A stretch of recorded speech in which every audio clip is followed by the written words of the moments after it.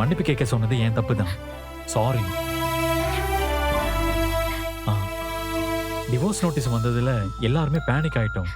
எப்படியாவது உன் லைஃபை சரி பண்ணிடணும்னு தான் அப்படி யோசிச்சேன்.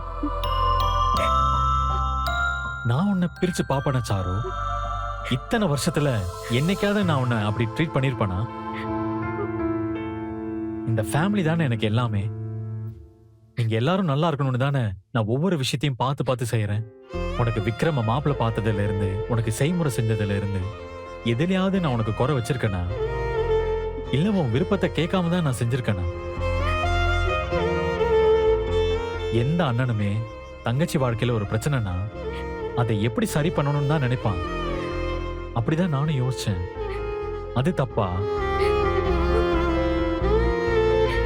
உனக்கு ஒரு கஷ்டம்னா அது எனக்கும் தானே சாரு.